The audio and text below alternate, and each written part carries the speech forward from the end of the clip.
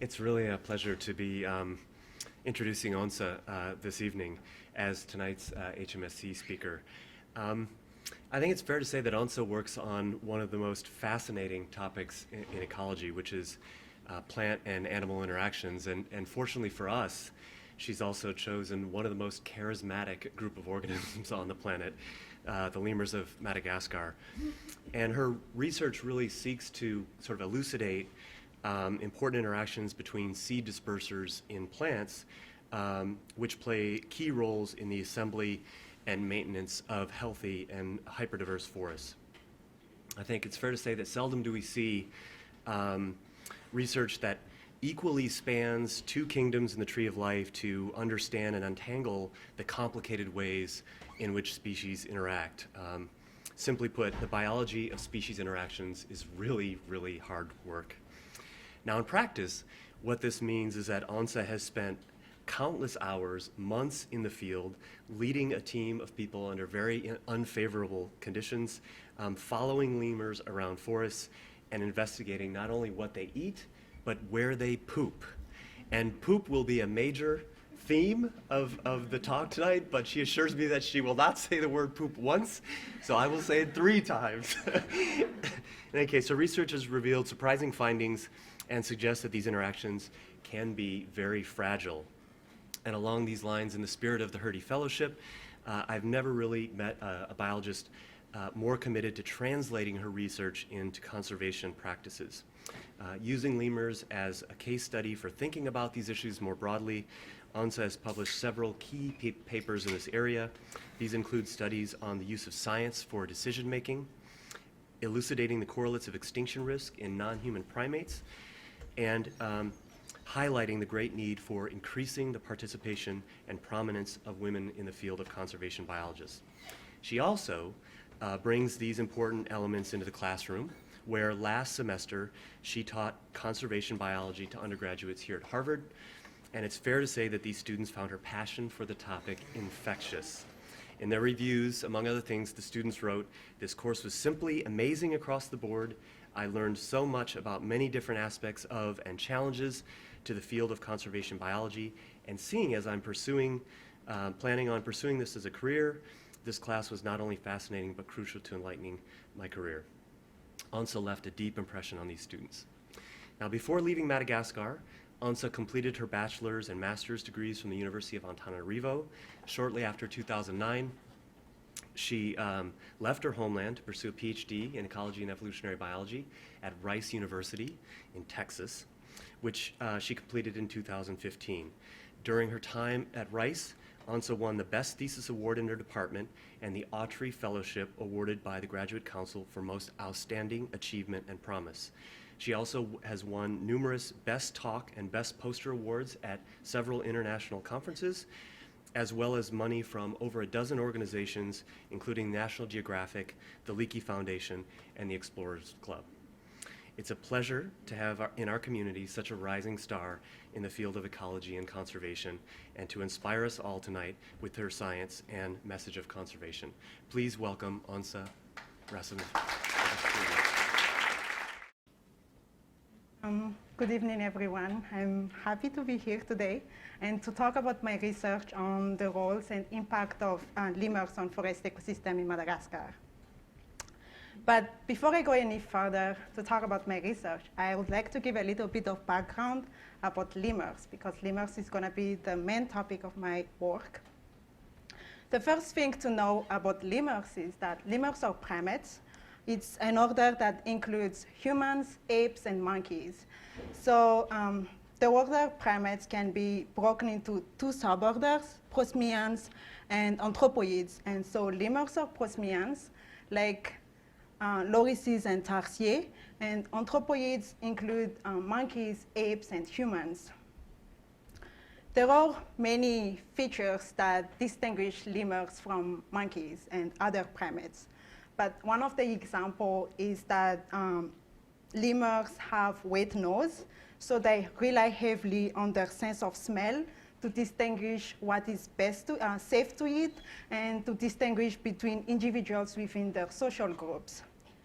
Also, like any other primates, they groom themselves and the other individuals in their group or in their family, but instead of using their fingers, they use their teeth. And lemurs are endemic to the island of Madagascar. So, sorry for this. Okay. It's a large island about the size of Texas and off the east coast of Africa, about like 280 miles away from the mainland Africa.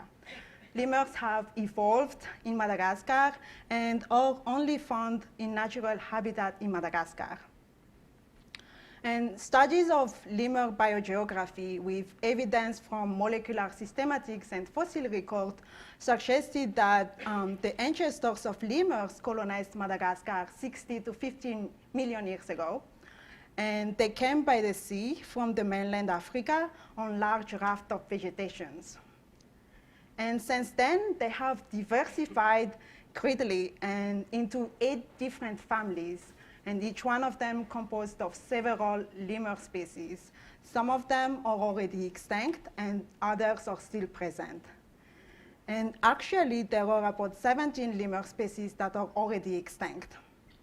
And there are currently more than 100 species of lemurs alive recognized today, but this number keeps increasing. There are more lemurs species being found every year.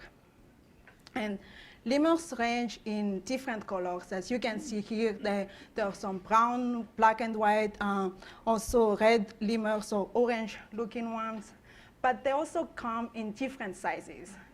So the smallest living lemur species, which is also one of the smallest living primates in the world, is the Mars lemur. It's about 30 grams and less than 10 centimeters long.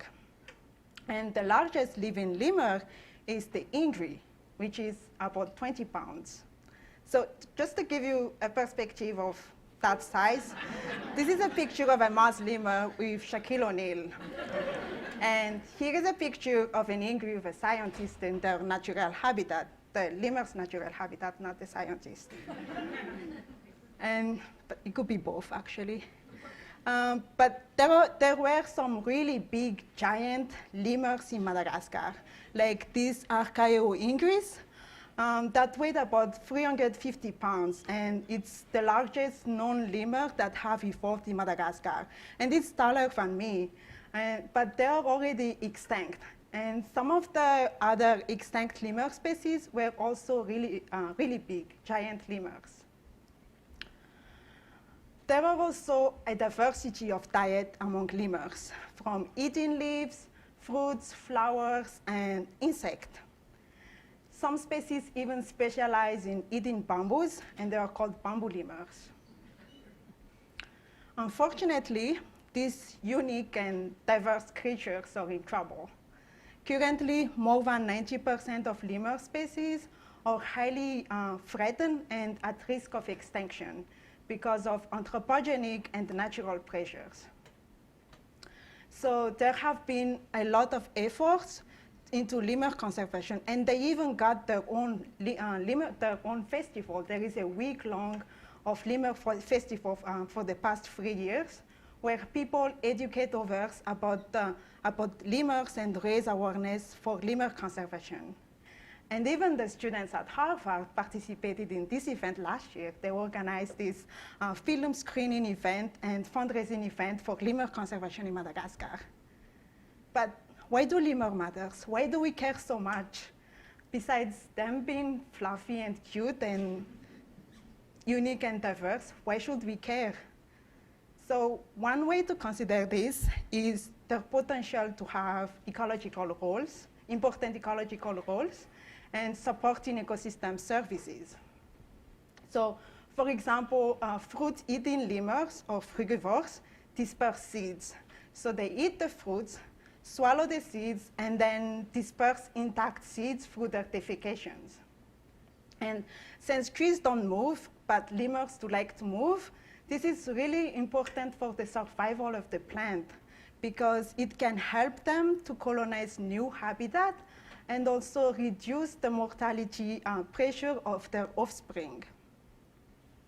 And by doing so, the lemurs can provide benefits to the plants and to the forest in general. For example, they can improve the chance of the seeds to germinate and grow into adult stage. They can help restore degraded habitat. They can increase plant survival. And they can structure the forest, like engineers of the forest. That's why I call them the gardeners of the rainforest. So I'm going to talk about each one of these because I said to investigate this role of lemurs and their impact on the plants and the forest ecosystem. So to check this first point, how do they improve the chance of seeds to germinate? I did research on red ruffed lemurs. It's a large arboreal lemur with a highly frugivorous diet, and they are currently considered as a critically endangered species. It's one of the largest frugivores in the area where they live, so a lot of plant species would rely on them to be dispersed.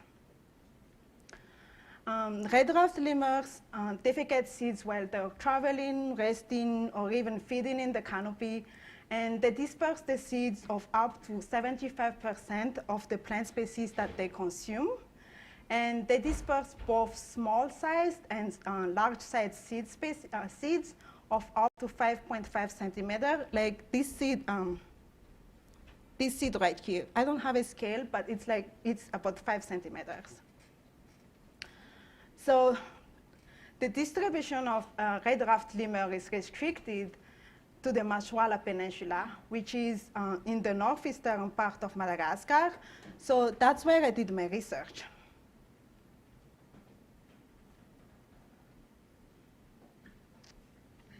So to investigate that first point, I did germination experiment where I planted seeds that were extracted from the feces of the lemurs and compared with seeds that were taken manually from fruits, as I call them control seeds. And I did this for about 40 plant species. So to collect the defecated seeds, we followed 3 groups of red ruffed lemurs. Each one of them had 2 to 6 individuals, and we put on at least 1 individual per group a radio collar, so that will allow us to follow them, to find them in the morning, and then follow them the whole day. So we would start like at 5 in the morning until they go to bed like at 6 in the evening or 7. And so for about 7 months, we would collect their feces. They can defecate up to 18 times in a day, so you can imagine how many feces I will collect in one day. And then we extracted the seeds within these feces, and then also we collect the fruits of the same plant species to take out the seeds to do the experiment. So the number of seeds in one fecal sample can range from 1 seed to up to 120 seeds, or even more. But on average, there are like 7 individual seeds in the feces. And I planted these seeds in an outdoor nursery that looked like this, and I ran the experiment for about 8 months. So as a result, we found that seeds defecated by lemurs had higher germination rate than those that were manually extracted from the fruits. As you can see here with the proportion of seeds that have germinated at the end of the study. And what's also interesting is that the emerged seedlings from the defecated seeds had better growth performance over time and lower mortality rates than seedlings from the control seeds. So what this result means is that the passage of seeds in the lemur's gut may scarify the seed, and that can enhance their germination because it reduces the cost, the energy cost associated with germination. And it also contributes to accelerated germination. And for some plant species, like the ones that have hard seed coat, it is really important because without the help of the lemur gut to scarify the seed, they may be unable to germinate. And also, because the seedlings from the defecated seeds were emerging earlier than the control seedlings, that may explain why there is higher growth and lower survival, because the seeds that came out earlier had more time to develop.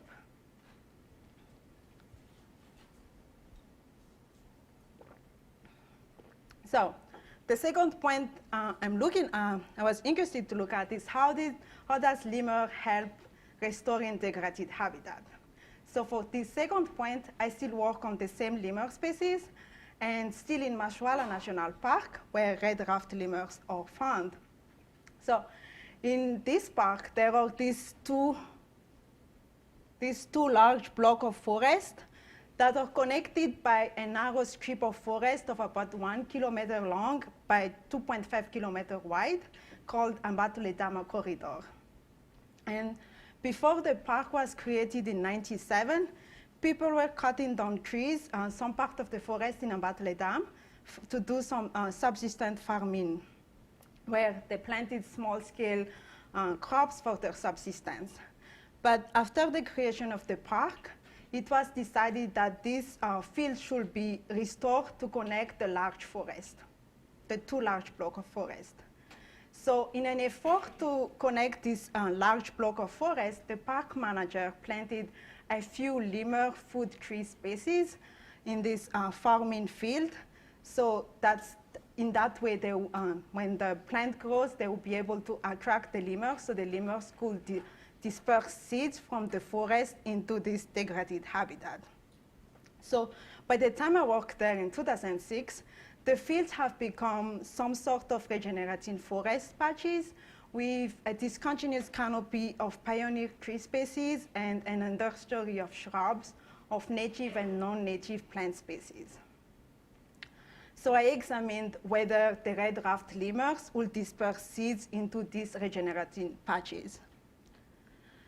So to do that, we observed where lemurs will defecate the seeds. And so this would happen during the lemur observation effort. We will take the GPS points of where the seed landed, in addition to identifying the seed species. So as a result, we found that these lemur species actually disperse the seeds from the forest into regenerating forest patches. So about 8% of the collected feces in the regenerating patches contained seeds. And what's really interesting is that the lemurs were attracted by the fruits of these exotic shrub species that exist in the regenerating patch of forest. So they will go there to consume the ripe fruits of these species while traveling on the ground under an open canopy, which is quite unusual for these species because they're supposed to live in the canopy. And by going there, they disperse the seeds of the native trees from the forest into the habitat. And as I said earlier, they even defecate even when they are foraging. So they go there to eat, so they defecate as well. So by bringing the seeds of the native trees into the regenerating patches of forest, they provide opportunities for these native plant species to colonize the areas, which may affect the structure and the species composition of these forest patches. Okay, so I'm taking you really far away from Mashwala to look at the next point that I want to talk about, the increase in plant survival. So for this point, I worked on these three lemur species: red-bellied lemur, red-fronted brown lemur, and black and white ruffed lemur. Similar to the red ruffed lemur, they are also large and arboreal and have highly frugivorous diet. And they share many plant species for food. But they are also endangered and at risk of extinction. So one thing to know about their foraging behavior is that they tend to repetitively use the same route within their territories. And they frequently use and reuse the same certain feeding trees and resting trees. So this is a few examples of their daily path, so the path they would do during the day. So they would start here and then go around, but then would come on the same tree and then go back on the same tree often. And they are the primary seed dispersers of several large seeded plant species in the area where they live. And previous studies have shown also that the seeds that pass through the guts of these free limber species had also higher germination success than the seeds that were extracted from plants, from fruits. And like the red ruffed lemurs, they also disperse seeds while they're traveling, resting, or even feeding. So their distribution is not as restricted as that of the red ruffed lemur, but I did my research in the rainforest of Ranmafana National Park, where all three of them occur and where they are the largest frugivores. Ranmafana National Park is in the southeastern part of Madagascar. It's a beautiful mountain evergreen rainforest, home for more than 330 species of trees. And the tree community in Ranmafan is mostly dominated by species with traits that are adapted for seed dispersal by vertebrates. And most of them are primarily consumed and dispersed by lemurs.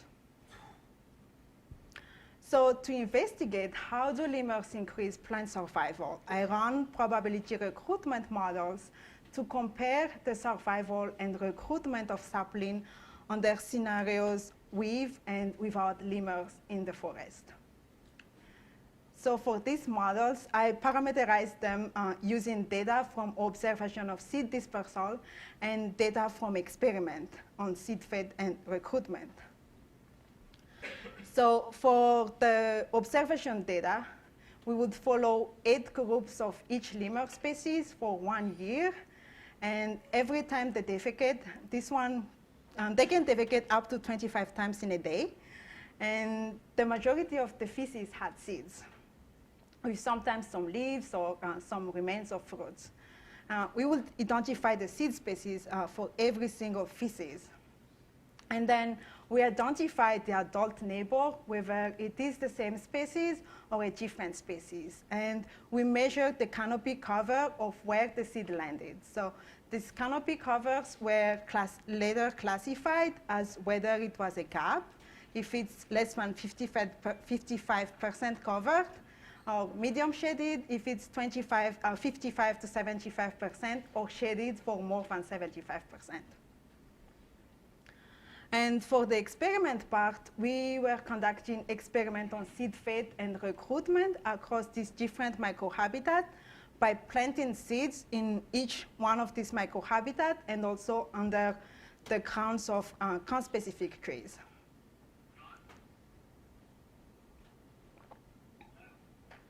And so this experiment was run for 3 years. And using this result from observation data and experiment data, I ran these models with these really simple equations. So for each microhabitat, I had the number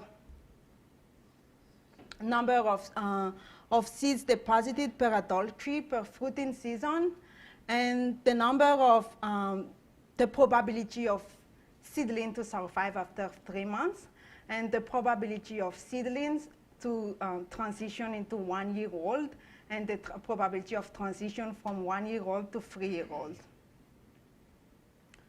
And I ran these models under 2 different scenarios, as I said earlier. So dispersal by each and all free lemur species, and then a scenario with no seed dispersal. So all the seeds will fall on their parent trees.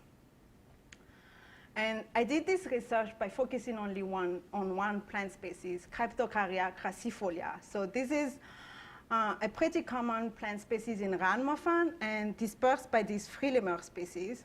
And it's a long-lived canopy tree species with seeds about the size of an apricot.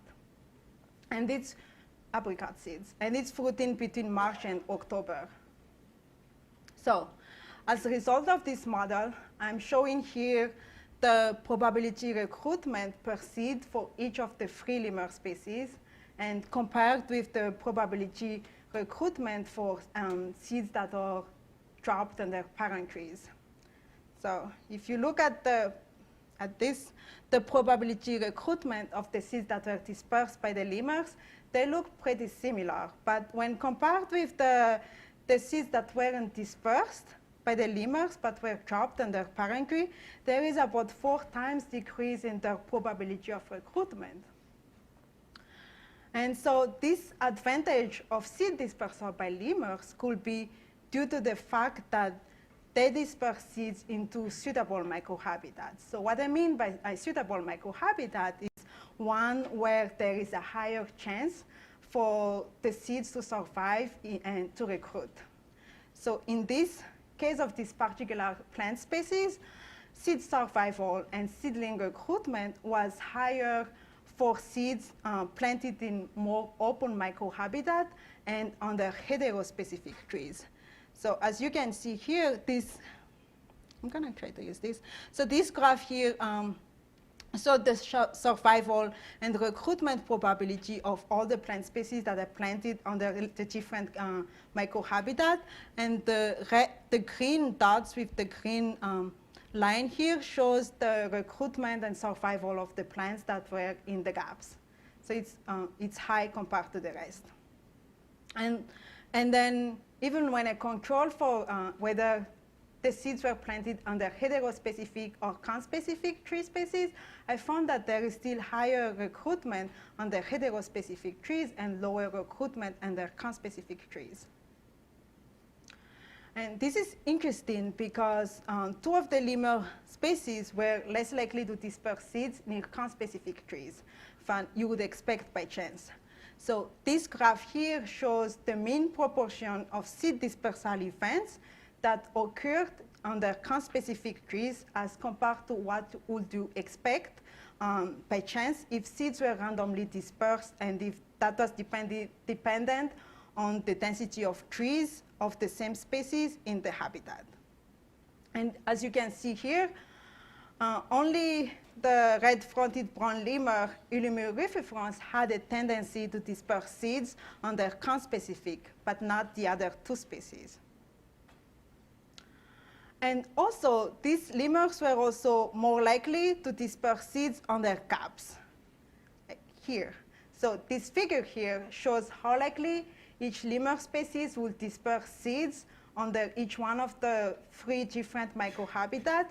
So the positive value would mean that they prefer to disperse seeds in that particular microhabitat, and negative value would mean that they avoid to disperse seeds there, and value 0 means there is no preference or avoidance.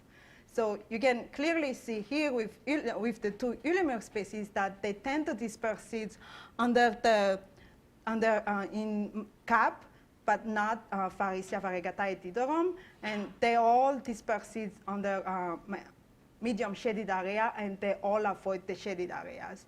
So it's a combination of this behavior of where they disperse the seeds, in addition to the requirement of the plant species, that make them, that contribute to the advantage that they provide to the plant. And so in addition to that, this advantage may also be due to the fact that these lemur species take the seeds away from their parent plants.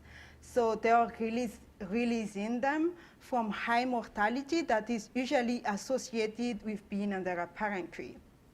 So this is a well-known hypothesis in tropical plants, actually. So basically, because there is a high density of seeds near the parent tree, there will be lower probability of survival for being under the parent tree. Am I losing you, or are you still there? Okay, I want to talk about the last point. So the last point is that how do lemurs structure the forest? So we know that plants most adult trees don't move. So for them to be able to build a new plant community, they need to be dispersed. And there's this spatial pattern of seed dispersion will form a template from which plant communities develop. So for example, if seeds fall under these boxes and survive there, that's where the adult tree are gonna be. And one of the many ways that animal frugivores set that template is by directing seed dispersal towards certain trees in the landscape, such as certain fruiting trees, because they are frugivores and they hang out around fruiting trees most of the time. That's where they will disperse most of the seeds. And this biased dispersal pattern could be important for structuring plant and for plant distribution because the spatial proximities of plants will influence their interaction and the interaction between the seeds and the adult trees, such as the identity of the adult neighbor and its relativeness to the seed, which may also influence the seed establishment. Okay. So what I mean by relativeness here is how phylogenetic relativeness, how more closely related the dispersed seed is with the adult neighbor. So for example, in a hypothetical phylogenetic tree, species A here and species B are more closely related to each other than species B to species C, because A and B share common ancestor. So it's in certain ways, it's like you and your siblings are closely related, but not you and your cousin. You and your sibling are more closely related than you and your cousin. But here I'm talking about seed and trees. So I'm interested to know whether the dispersed seed is more closely related to the adult tree where it falls. And this is important because if the seeds land near trees that are more closely related to them, they may not thrive because closely related species tend to have similar traits to their, like their vulnerabilities to natural enemies, like to seed predators and pathogens. So how do lemurs structure this association between the dispersed seed and the adult tree? So to answer that, we recorded the fruiting status of the adult neighbor to where the seeds were deposited during the lemur observation effort that we did. And then we also monitored the fruiting phenology of more than 3,000 trees in the forest for 2 years. And in addition, we also conducted indirect observation of seed dispersal using seed traps that it's a white basket that look like this one here. So we hung it in the forest to collect feces and the seeds that come with the feces. So these traps were hung in the forest for 16 months, and we monitored them every 2 weeks to identify the seed species in the feces and the fruiting status of the trees that have their crowns overhanging the traps. So as a result, what we found was that these lemur species were more likely to disperse seeds on their fruiting trees where they recently fed. Because, as I said earlier, they often spend a large proportion of their time around fruiting trees, so they tend to defecate while foraging also.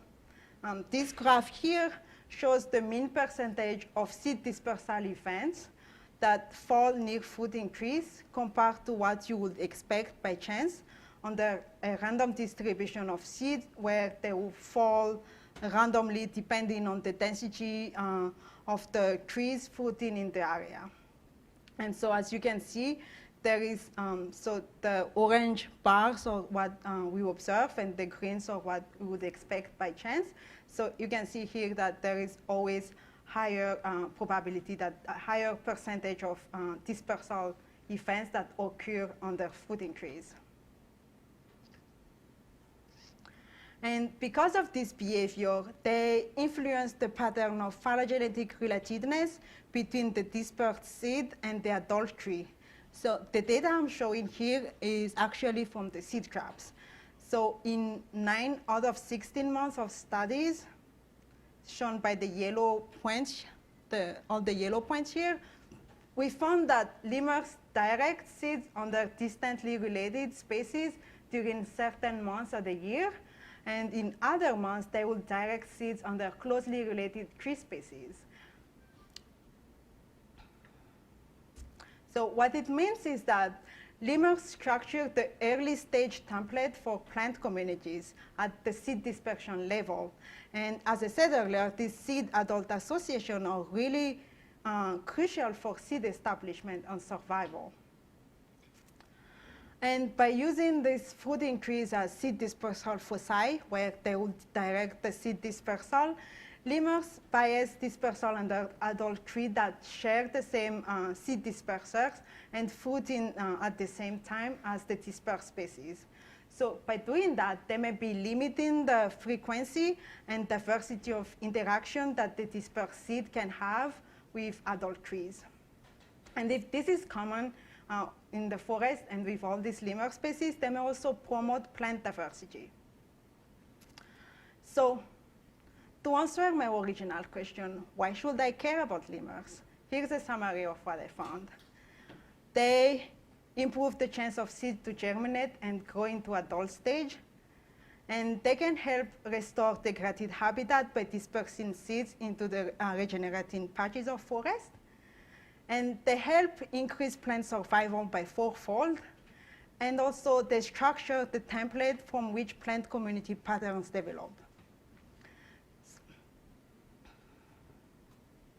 And they're doing this for free. So as lemur population become functionally extinct across the island, there could be some drastic consequences in tree communities. For example, there could be changes in plant diversity because there will be decline in the plant population that are dispersed by lemurs. But there could also be changes in the composition of the forest. For example, the tree species with other means of dispersal like bird dispersed or wind dispersed may do better and might become more common.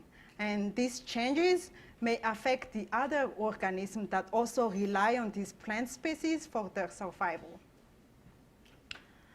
And so the conclusion is we should save the lemurs. And I know there is hope for lemurs, and each one of you can contribute in many ways. And before I close this talk, I want to take a minute to thank the amazing research team that I have had for the past more than a decade. This research was actually a work of team effort that involved a lot of local villagers, a lot of undergraduate students, volunteers and collaborators who were highly involved in data collections. And some of them are shown in these pictures here. And also, this research couldn't happen without the generous logistical and financial support from many organizations and institutions. And with that, thank you for coming today.